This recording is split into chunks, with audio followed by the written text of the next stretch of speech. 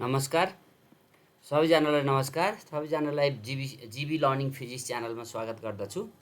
आज तपाईहरुकै अनुरोधमा quantity of हिटको एउटा सेकेन्ड थर्ड च्याप्टर यो च्याप्टरको केही एमसीक्यू केही की फर्मुला लिस्ट लिएर म आइराखेको छु यो भिडियोमा र म पहिला तपाईहरुलाई यो च्याप्टरमा के चाहिन्छ त्यसलाई लिस्ट आउट गर्छु ल। फर्स्टमा तपाईहरुलाई चाहिने फर्मुलालाई लिस्ट आउट गर्छु, त्यसपछि म केही क्वेशन्सहरुमा जान्छु र पोइन्ट नम्बर 1 मा तपाईहरु हामी सबैलाई चाहिने भनेको हिट इक्वेसन, यो बेसिक इक्वेसन हो, सबैले जान्नु पर्यो। हिट इक्वेसन सिम्पली के छ, dq = ms d theta.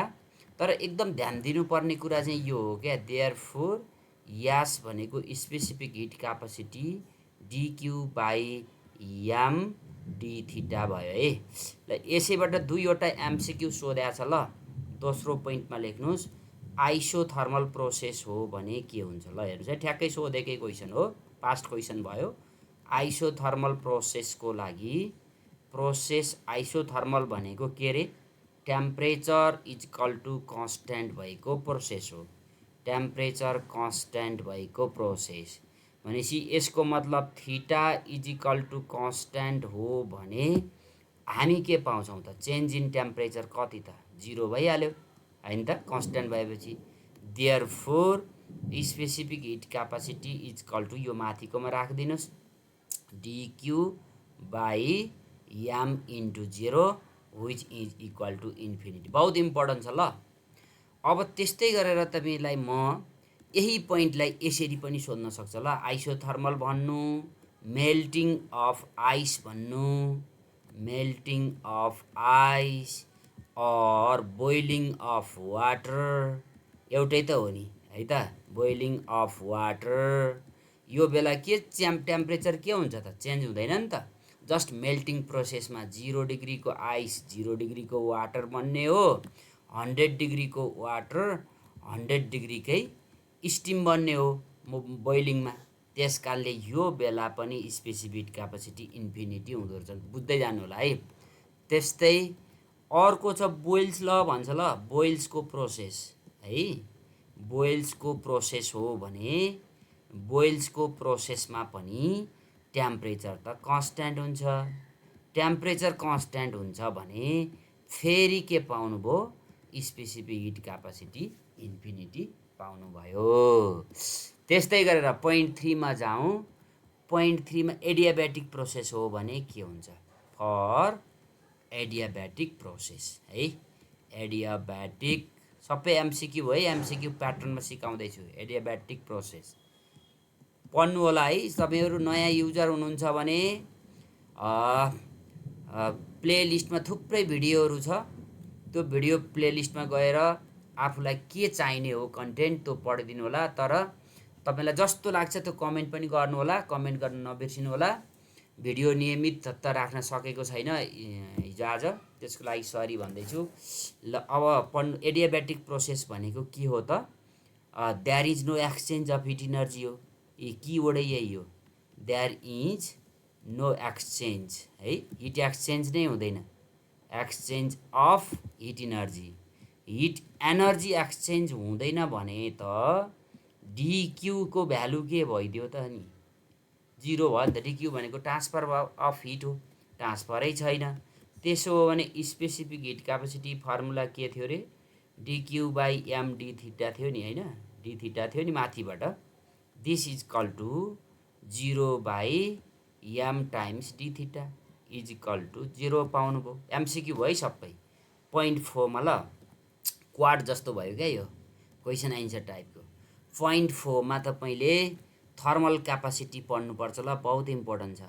Thermal capacity, thermal capacity भनेको हिट नै हो, तर के हुनुपर्छ, टेम्परेचर चेन्जेस यही dq बाट गर्ने हो। dq = ms d थीटा हो, तर if d theta should be equal to 1 degree. 1 degree Celsius अथवा 1 केल्भिन चेन्ज गर्नलाई जति हिट इनर्जी चाहिन्छ त्यही हो थर्मल क्यापासिटी। यो हो ल, हेर्नुस् ms d थीटा को भ्यालु 1 हाल्दै है। त्यस्तै पोइन्ट 5 मा बहुत इम्पोर्टेन्ट छ है। 0.5 मा वाटर इक्विभ्यालेन्ट चाहिन्छ ल। वाटर इक्विभ्यालेन्ट यो फेरि के हो त, मास अफ इक्विभ्यालेन्ट वाटर हो क्या है। यसलाई म के लेखेँ, mass of equivalent water to a body हो। बडीसँग इक्विभ्यालेन्ट हुन पर्यो। इक्विभ्यालेन्ट वाटर के को लागि इक्विभ्यालेन्ट, डी थीटा लागि। इक्विभ्यालेन्ट डी थीटा सेम हुनको लागि, चेन्ज इन टेम्परेचर सेम। त्यस कारणले बडीको लागि र वाटरको लागि लेखेर इक्वेट गर्नुस्। बडीको लागि dq equal to M S D theta, यो बडी भयो। वाटरको लागि पनि dq equal to M S D theta, तर यो वाटरको हो। लो इक्विभ्यालेन्ट गरिदिनुस् त। इक्विभ्यालेन्ट भनेको यही सेम हिट, dq सेम। त्यसो भन्दा M S equal to M W S W बन्यो। This gives M W equal to कति पाउनुभयो हेरिदिनुस् त। यो एम डब्लु सरी यसलाई मिलाउँ ल। अलिकति बढी लेखेँ मैले, काटेँ। ल हेर्नु त, यो एम डब्लु भेट्टाउनु परेछ तपाईँले। एम डब्लु भनेको S by S W times M. ल यति भएपछि भइहाल्छ। ए 5वटा पोइन्ट यो भयो है, 5वटा एमसिक्यू भयो, दुईटाको रेसियो इन्टु मास। 6 मा बहुत important Newton's law of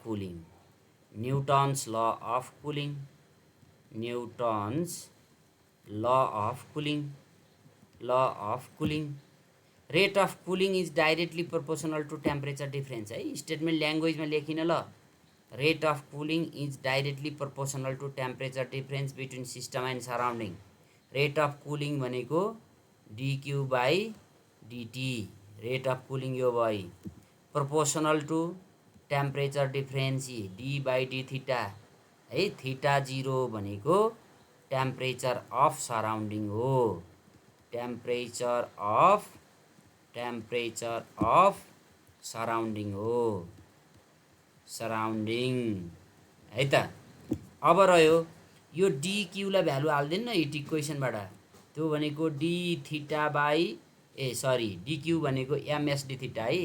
sorry है, यसलाई डी थीटा लेखेछु, करेक्सन गरिहालौँ। डिक्यू भनेको एमएस डी थीटा, यो डिटी छँदैछ है। इ proportional to theta minus theta 0। मिलाइदिनु न उयो एमएसलाई लेफ्ट राइटमा लगेर, ट्याक्कै मिलिगयो। राइटमा लैजाँदा यहाँ कन्स्ट्यान्ट छ, कन्स्ट्यान्टमै हालिदिनुहोस् अर्कोलाई पनि। D theta by D T proportional to theta minus theta 0 हो। यो इक्वेसनमा खेल्नु होला ल। Liquid is cooling from 45 to 40 degree in 3 second and 40 to 35 in 5 seconds. How long does it take to cool from 35 to 30? त्यो टाइपको क्वेसन आउँछ, बहुत इम्पोर्टेन्ट छ ल। यो भिडियोमा सायद त्यो क्वेसनसम्म म पुग्दिनँ होला। अर्को भिडियो पर्खनु अथवा यो फर्मुलामा राखेर ट्राई गर्नुहोस्। अब म तपाईँहरूलाई केही क्वेसन दियो, 6वटा पनि क्वेसन नै हो र केही डाटाबेस क्वेसन ल। केही डाटाबेस क्वेसन 7 नम्बरमा क्याल्कुलेट हिट रिक्वायर्ड। अब 7 नम्बरमा यो क्यालकुलेट गर्न भन्दा पनि तपाईँलाई फिजिकल कन्स्ट्यान्ट दिनु पर्यो ल। फिजिकल कन्स्ट्यान्ट यो चाहिन्छ ल। फिजिकल कन्स्ट्यान्ट कम्तीमा 6वटा चाहिन्छ क्या। एउटा specific heat capacity of water, यो भनेको 4200 joule per KG degree Celsius. यो भनेको 1 calorie per gram degree Celsius. Specific heat capacity of ice आधा गर्नु होला, 2100 joule per KG degree Celsius, अथवा आधा गर्दा 0.5 calorie per gram degree Celsius. त्यस्तै latent heat of ice, LI लेखेँ ल। आइसको 80 क्यालोरी पर ग्राम। त्यस्तै ल्याटेन्ट हिट अफ वाटर अथवा भ्यापराइजेसन अथवा बोइलिङ वाटरै लेखेँ, एल मात्रै लेखेँ, 540 क्यालोरी पर ग्राम हुन्छ ल। यासाई चाहिँ घोक्नु पर्दैन, कन्भर्ट गरी हेर्नुहोस् यसैमा है, कन्भर्ट गर्न आइहाल्छ। लो अब 8 नम्बरमा पुगेँ म। अब क्वेसन एउटा दुईटा गरौँ, 10 वटा पुर्याउँ। 8 नम्बरमा calculate heat required, calculate heat required to convert 1 gram of ice, 1 gram of ice at 0 degree Celsius to water at 50 degree Celsius. ल हेर्नुहोस् यो आइस चाहिँ सुन्नुहोस् ल, सल्युसन हेर्नु सिम्पल छ ल, एउटा दुईटा तन्काउँ यो क्वेसनलाई। यो आइस हो, यो आइसलाई हिट दिनुहोस् 0 डिग्रीमा छ भनेपछि यो जस्ट मेल्टिङ भयो पहिलो स्टेपमा। 0 डिग्रीको आइस 0 डिग्रीकै वाटर बन्यो, पहिलो स्टेप मेल्टिङ भयो यो वाटर, यो आइस। अब यो वाटरलाई तपाईँले मेल्ट गर्नलाई के चाहिन्छ, एमएल, ल्याटेन्ट हिट त्यही हो। अब एमएसडी थीटा थपिदिनु भयो भने बल्ल यो कति बन्छ, हेर्नुहोस् त, कति 50 डिग्रीको वाटर बनेको छ यो वाटर, 50 डिग्री, 50 डिग्री। लु अब टोटल हिट जोडिदिनुहोस्, टोटल हिट भनेको एमएल रहेछ प्लस एमएसडी थीटा रहेछ, डाटा राखिदिनुहोस्। मास भनेको 1 ग्राम, ल्याटेन्ट हिट 80 सिजिएसमा छ, 1 into specific heat capacity 1 into 50 equal to यो 80 र 50 कति भयो, 130 क्यालोरी। ल सक्यो। बहुत इम्पोर्टेन्ट छ ल, बहुतै इम्पोर्टेन्ट छ। टेक्निक हेर्नुहोस्, फेरि रिकल गर्छु, अर्को पनि यस्तै गर्छु अनि अलि आइडिया हुन्छ तपाईँलाई। अर्को 9 नम्बर है, थप यस्तै खाले हेर्नुहोस् है।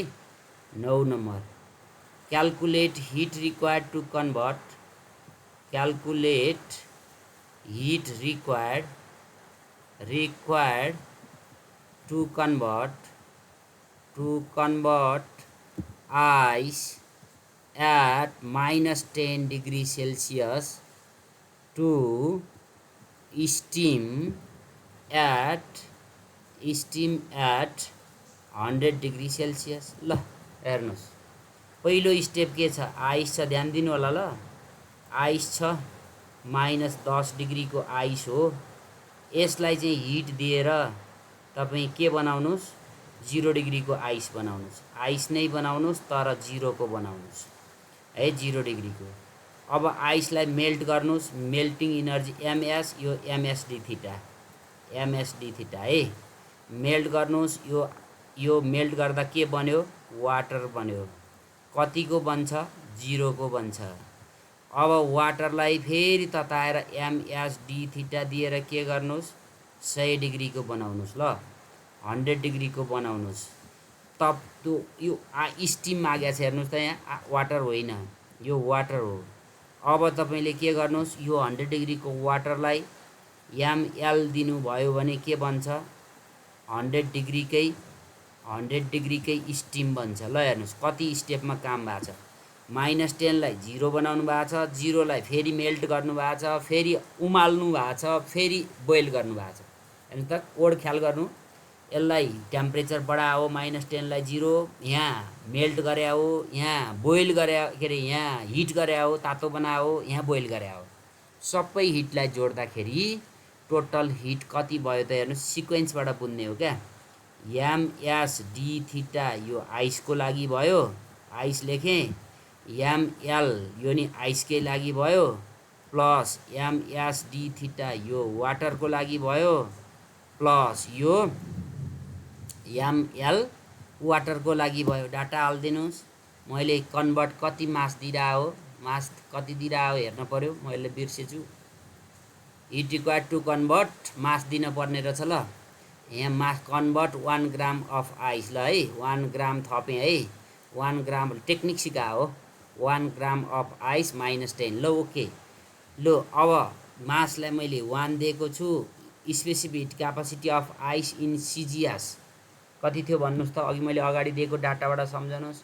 वाटरको सिजिएसमा कति थियो, 1 थियो, आइसको कति थियो, 0.5 थियो, इन्टु यहाँ हेर्नुहोस् -10 देखि 0 बनाएपछि कति भयो, टेम्परेचर 10 भयो, प्लस मास कति 1, ल्याटेन्ट हिट कति 80 प्लस मास कति 1, स्पेसिफिक क्यापेसिटी अफ वाटर बनिसक्यो 1, त्यो कति 0 देखि 100 पुर्याउँदा 100 भयो प्लस मास कति 1, ल्याटेन्ट हिट कति 540। ल जोड्नुहोस्, यो 10 र 0.5 गर्दा 5 भयो प्लस यो 80 भयो प्लस यो 100 भयो प्लस त्यो 540 भयो। अगाडिको तीनटा जोड्नुहोस् त 185 भयो प्लस 540 भयो। ल जोड्नुहोस् 5, 8 र 4 12 को 2, 1 बाँकी 6 7 725 क्यालोरी भयो। ल हेर्नुहोस् बहुत इम्पोर्टेन्ट छ। ल यो टाइपको क्वेसन यति गर्न सक्नुभयो भने हिट कन्भर्जन बुझ्नुहुन्छ है। ल म यो भिडियोमा कति मिनटको भिडियो भयो, भिडियो धेरै लामो भयो भने नि इन्ट्रेस्टिङ भएन, तपाईँले पढ्नै जाँगर लाउनु भएन, थुप्रै कन्टेन्टहरू छ, पढ्नै जाँगर गर्नु हुँदैन युट्युबमा। त्यसकारणले भिडियो धेरै लेन्दी बनाउन चाहिनँ मैले है, र यो भिडियोलाई यहीँ अन्त गर्दछु। तर एउटा कुरो फेरि पनि अनुरोध गर्दछु, त्यो भिडियोमा भएको कन्टेन्टहरू सबै पढ्नुहोस्। ल एकदमै राम्रो छ जस्तो लाग्छ मलाई, केही तपाईँलाई त्यस्तो लाग्छ भने प्लेलिस्टमा गएर खोजी खोजी पढ्नु होला है। त्यस्तो केही लाग्छ भने थप कमेन्ट गरिदिनु होला है। यति भन्दै भिडियोलाई यहीँ अन्त गर्दछु।